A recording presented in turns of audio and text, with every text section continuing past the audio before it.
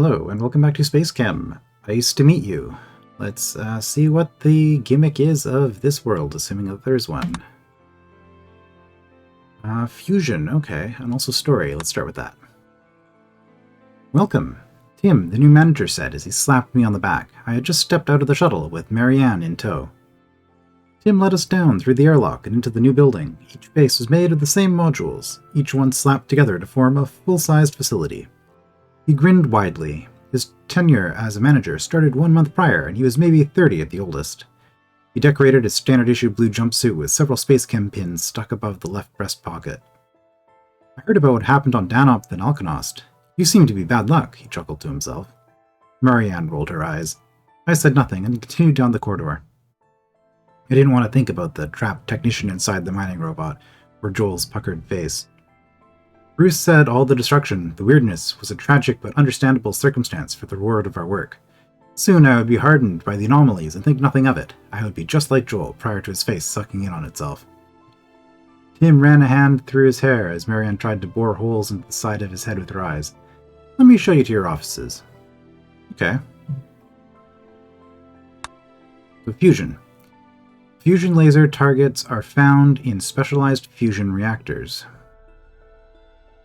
Okay. Execute the activate fusion laser instruction to fuse atoms. Here, the projectile hydrogen atom. It's a projectile, so I guess this is firing into this. Target and gun? Sure.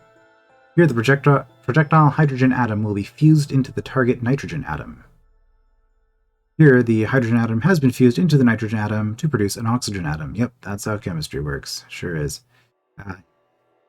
The atomic number of an atom produced by fusion is the sum of the projectile and target atoms. The atomic number is the number of protons in an atom.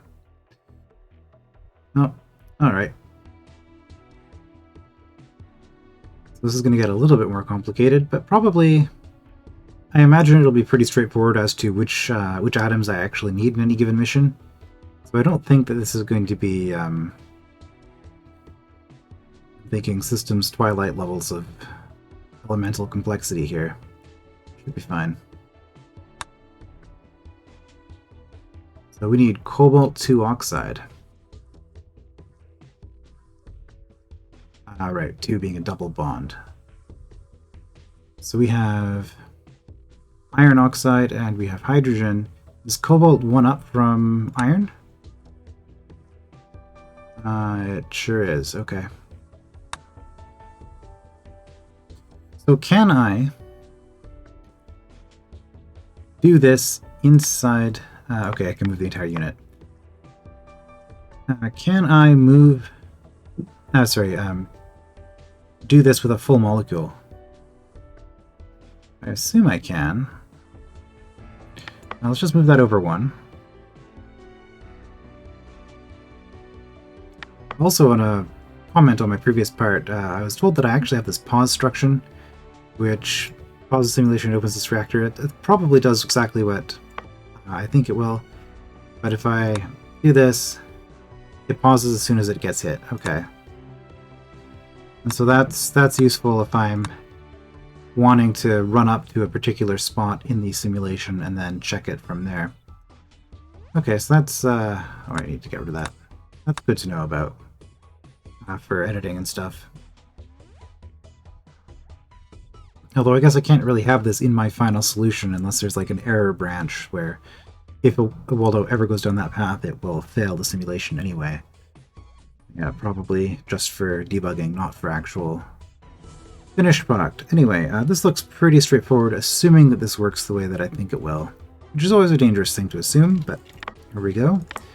Let's just grab this and go up. And we'll add an extra couple of instructions just to make sure that we're not overlapping anything here so that we don't have to worry about it colliding. Input, grab. Good. And we're also just going to use sync commands instead of worrying about getting the timing to work out nicely. Input, grab.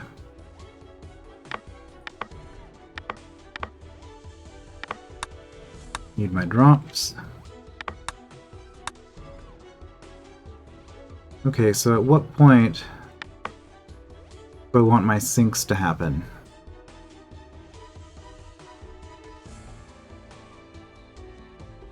I think we sink here, drop, drop. You can then just fuse an output. I think that'll work.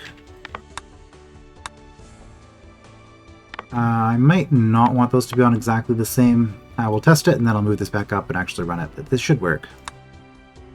Let's see if it does this the way I expect it to. That's a problem. Right, because I'm not fusing the oxygen. Okay, well, a couple of problems. I was misjudging where I had grabbed the thing. Let's check this out again. Alright, seems to work just fine. Oh, and I guess this is where I could have done something like this. But that's fine. Alright, and we'll save ourselves 2 cycles on the final product. Let's go.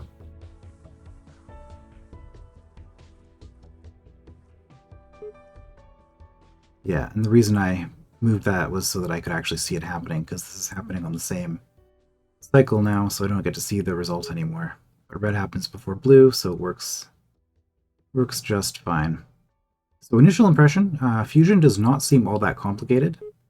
Like most things, I imagine it will get harder as we go. But this seems a lot simpler than sensor. Like, sensor has a ton of implications, and having branching paths gets really complicated. This, not so much. I imagine that the difficulty or complexity of this particular planet then is going to come from the complexity of the molecules themselves, rather than the fusion itself, because the fusion itself seems like an incredibly simple operation. I don't know, I could be wrong. Anyway, let's just finish this up.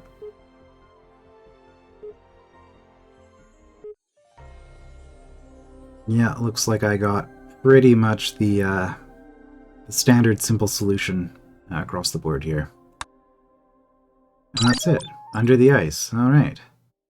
So, yeah, fusion pretty simple. Under the ice, slightly longer mission, still just one reactor. So we'll see what we're doing then next time. I will see you then.